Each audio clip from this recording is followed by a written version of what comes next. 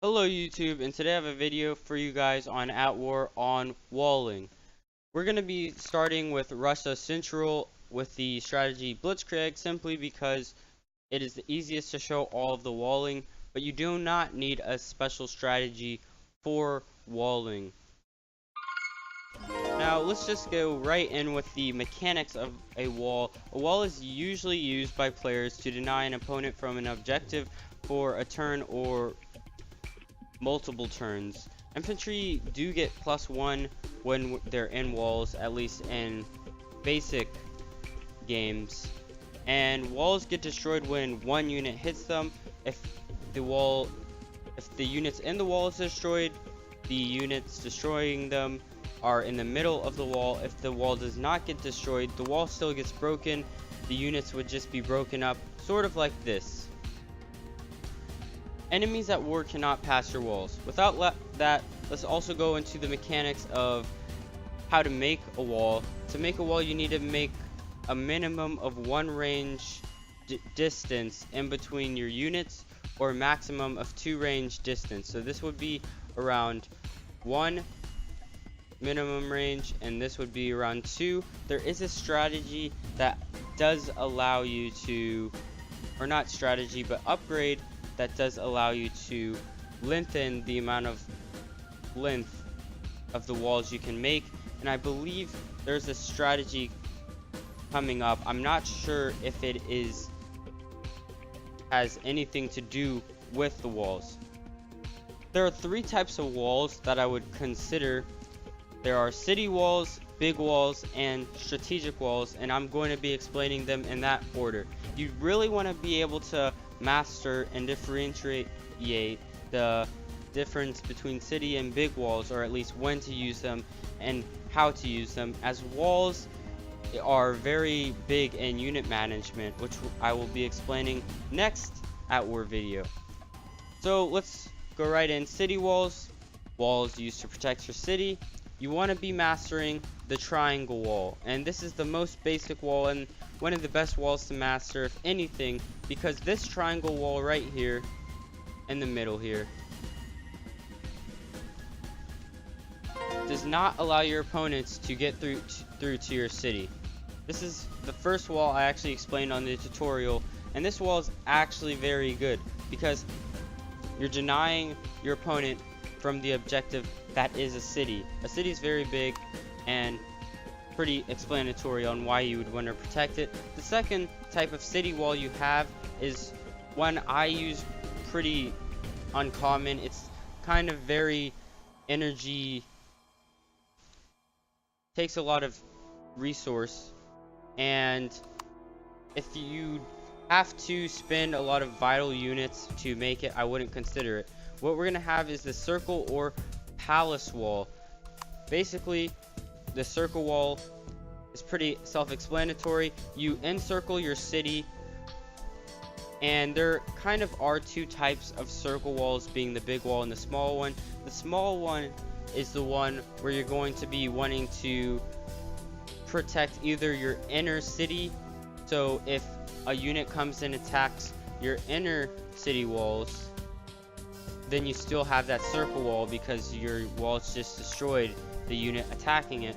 Or the alternative to that, which will transition us into big walls, is huge city walls, where you're trapping the units that just attacked your triangle wall inside, and this takes a lot of units, as you can see, and you have to make it so your units don't get wall fucked, which is also known as WFing. Now I know that sounds funny, but that's what the term is.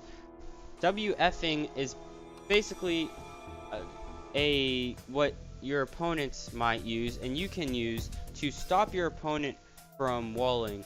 Keep in mind, players don't like when you do it on turn 1, so please don't do it on turn 1. But basically, if let's say our stealth was an enemy unit here, if we place this here, when we started our turn, this unit would not be able to wall with this unit here. These 2 units would not be able to wall with this one or this one, simply because they're in the range of 1 with the enemy unit, and they block it.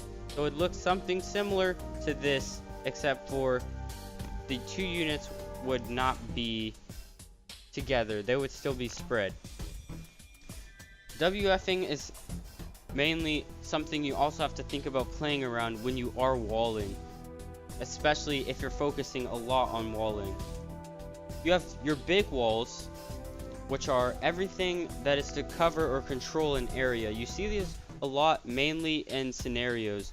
They are long lines of walls, similar to this one.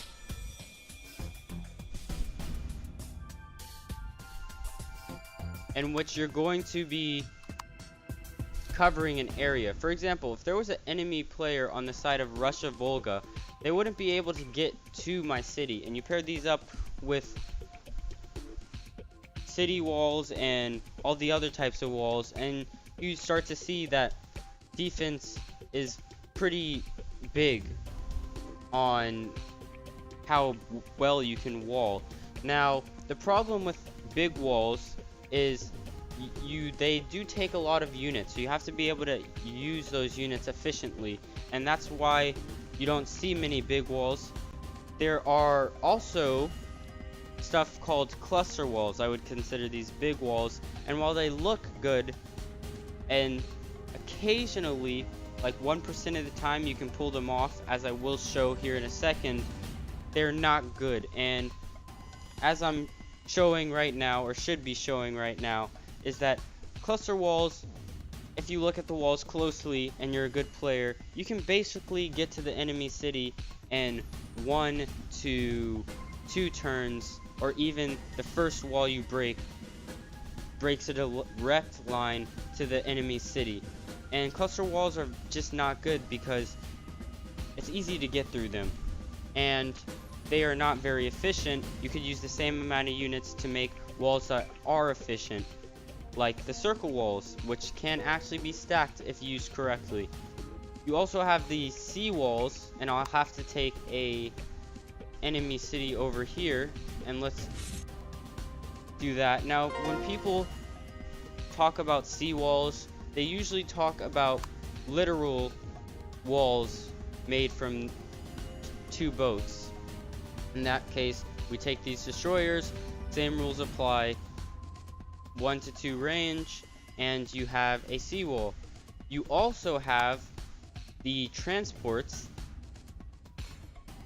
and you can take, let's say, militia here, and we're gonna make a wall in the ocean with the militia by dropping down the militia, so they form what would be on land a regular wall. But as you can see here, the game actually sees, oh well, actually these militia are here, and you get a wall in between your militia, which is also cool. You cannot wall with air units, so don't even try. Now you have your strategic walls, and for this I'm actually going to have to find a friend to show you guys, so I'll be right back. Alright, so what are strategic walls? Strategic walls are walls basically used to block an opponent from a route, city, or activity of some sort. The first wall I'm going to be showing is known as Serbian walls. You can call it kill walls or anything. Basically what you're going to be doing is destroying a wall and placing your own wall, as I will show here.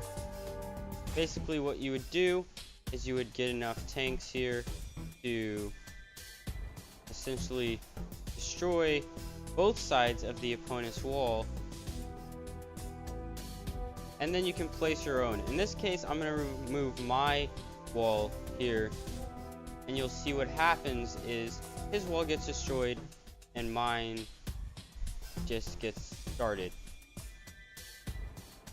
So let's end our turn and see what happens.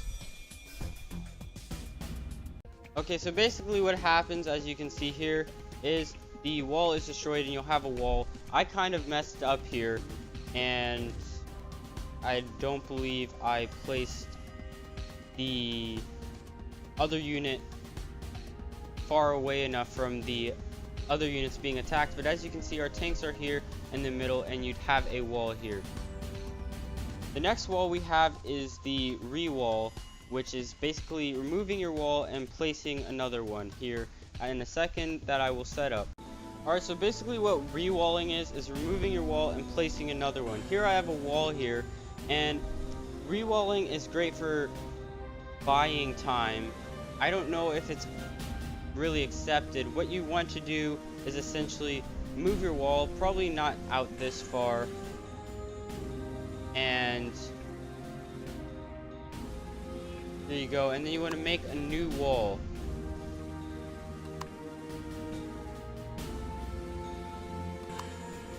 And essentially what happens is usually your opponent will make their wall attack the second or even third move, so it's not going to actually affect your wall in any way here.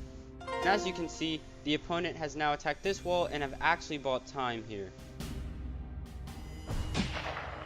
Alright, so the last thing I'm going to show for basic strategic walling is the auto wall, which is basically when your opponent WFs or wall fucks, then the wall will not wall, but if you destroy their units, then you get to keep the wall. So as you can see here, I've just been WF'd and my units do not get the wall as I've shown. Alright, and then what we're going to do is we're going to kill his units.